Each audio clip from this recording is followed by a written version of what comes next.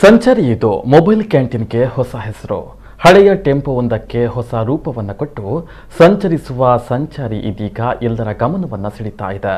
ಈ ಬಗ್ಗೆ ಒಂದು ವರದಿ ಇಲ್ಲಿದೆ ನೋಡಿ.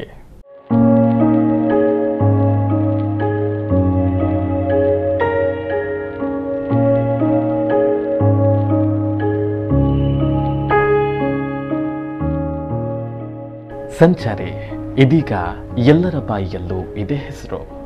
ಮೊಬೈಲ್ ಕ್ಯಾಂಟೀನ್ ಅನ್ನು ತಮ್ಮ ವಿಶೇಷ ಕಲ್ಪನೆಯ ಮೂಲಕ ಸಾಕಾರಗೊಳಿಸಿದವರು ಕಟೀಲು ಪಂಚಾಯತ್ನ ಮಾಜಿ ಸದಸ್ಯ ಅರುಣ್ ಕುಮಾರ್ ಮಲ್ಲಿಗೆಯಂಗಡಿ. 407 ವಾಹನವನ್ನೇ ಮೊಬೈಲ್ ಕ್ಯಾಂಟೀನ್ ಆಗಿ ಪರಿವರ್ತಿಸಿ ಇದರಲ್ಲಿನ ಎಲ್ಲ ಉಪಕರಣಗಳನ್ನು ಸೋಲಾರ್ನಿಂದ ನಡೆಯುವುದು ಈ ಕ್ಯಾಂಟೀನ್ನ ವಿಶೇಷ.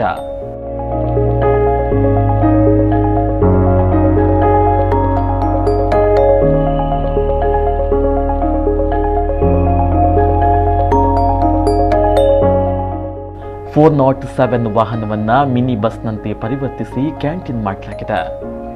ಅದರ ಮೇಲ್ಭಾಗದಲ್ಲಿ ಸೋಲಾರ್ ಪ್ಯಾನೆಲ್ ಅನ್ನು ಅಳವಡಿಸಲಾಗಿದೆ. ಇದರಿಂದ ಕ್ಯಾಂಟೀನ್ ಒಳಗಿರುವ fridge, mixer, oven, exhaust fan ಮತ್ತಿತರ ಕ್ಯಾಂಟೀನ್ಗಳ ಉಪಕರಣಗಳು ನಡೆಯುವಂತೆ ಮಾಡಲಾಗಿದೆ.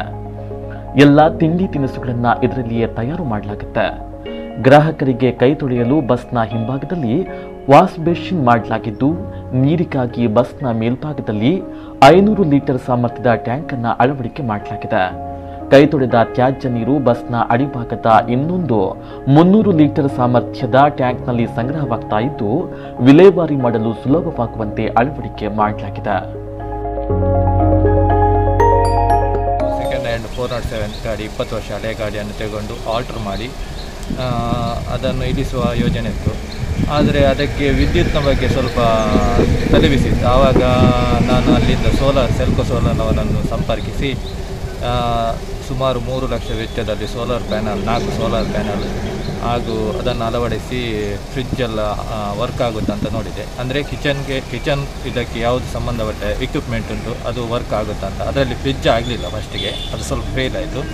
ಆಮೇಲೆ ಇನ್ನೂ ಮಾಡಿಫೈಡ್ ಮಾಡಿ ಹೆಚ್ಚಿನ ಒಂದು ಇದನ್ನು ಬ್ಯಾಟ್ರಿ ಪವರನ್ನು ತಗೊಂಡು DC-ಯಿಂದ AC-ಗೆ ಕನ್ವರ್ಟ್ ಮಾಡಿ ಇವಾಗ ಫ್ರಿಡ್ಜು, ಇಂಡಕ್ಷನ್ ಸ್ಟವ್, ಓವನ್ ಎಲ್ಲ ಯಾವುದು ನಮ್ಮ ಕಿಚನ್ ಫೀಲ್ಡಿಗೆ ಬೇಕು ಅದೆಲ್ಲವೂ ವರ್ಕ್ ಆಗ್ತಾಯಿದೆ.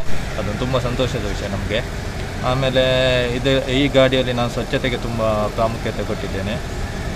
ಮೇಲೆ 500 ಲೀಟರ್ಸ್ ನೀರಿದೆ, ಒಳಗೆ ಅದನ್ನು ತೊಳೆದ ಮತ್ತು ಕೈ ವಾಶ್ ಬೇಸನಲ್ಲಿ ತೊಳೆದ ನೀರನ್ನು ಕೆಳಗೆ 500 ಲೀಟರ್ಸ್ ಟ್ಯಾಂಕಲ್ಲಿ ಸ್ಟಾಕ್ ಮಾಡಿ ರಾತ್ರಿ ಅದನ್ನು ಕೊಂಡೋಗಿ ಯಾವುದಾದ್ರು ಸಸ್ಯಕ್ಕೆ ಡಂಪ್ ಮಾಡ್ತಾ ಇದ್ದೇವೆ.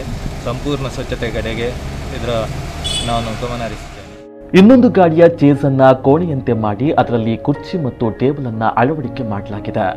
ಗ್ರಾಹಕರಿಗೆ ಕುಳಿತುಕೊಂಡು ತಿನ್ನುವ ವ್ಯವಸ್ಥೆಯನ್ನ ಮಾಡಲಾಗಿದ್ದು, ಇದಕ್ಕಾಗಿ ಗ್ರಾಹಕರಿಗೆ ಅನುಕೂಲವಾಗುವಂತೆ ಫ್ಯಾನ್ ಅನ್ನ ಅಳವಡಿಸಿದ್ದು, ಮೇಲ್ಭಾಗದಲ್ಲಿ ಬಿಸಿ ಗಾಳಿ ಹೊರ ಹೋಗಲಿಕ್ಕೆ ಎಕ್ಸಾಸ್ಟ್ ಫ್ಯಾನ್ ಅನ್ನ ಅಳವಡಿಕೆ ಮಾಡಲಾಗಿದೆ.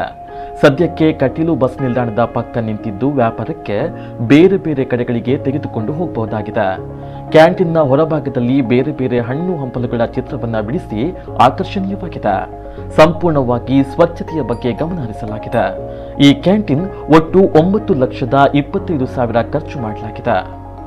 ಈ ಕ್ಯಾಂಟೀನ್ ಅನ್ನ ಹಲವು ಕಡೆಗಳಿಗೆ ಸಿನಿಮಾ ಚಿತ್ರೀಕರಣಕ್ಕೆ ನಿರ್ಮಾಪಕರು ಒಯ್ದಿದ್ದು, ಕಾಡು, ಕುಗ್ರಾಮ ಮತ್ತು ಗ್ರಾಮೀಣ ಪ್ರದೇಶಗಳಲ್ಲಿ ಚಿತ್ರೀಕರಣ ಸಂದರ್ಭ ಊಟ ತಿಂಡಿ ತಯಾರಿಕೆಗಾಗಿ ತೆಗೆದುಕೊಂಡು ಹೋಗಿದ್ದಾರೆ. ಎಲ್ಲಾ ವ್ಯವಸ್ಥೆ ಈ ಕ್ಯಾಂಟೀನ್ನಲ್ಲಿ ಇರುವುದರಿಂದ ತುಂಬಾ ಅನುಕೂಲವಾಗಿದೆ. ಸಚಿವ ಕೋಟಾ ಶ್ರೀನಿವಾಸ ಪೂಜಾರಿಯವರು ಕ್ಯಾಂಟೀನ್ ನೋಡಿ ಮೆಚ್ಚುಗೆಯನ್ನ ವ್ಯಕ್ತಪಡಿಸಿದ್ದಾರೆ. ನಿಶಾಂತ್ ಶೆಟ್ಟಿ, ಕಿಲೆಂಚೂರು, ನಮ್ಮ ಕುಡ್ಲಾ ನ್ಯೂಸ್ 24/7 ಮುಲ್ಕಿ.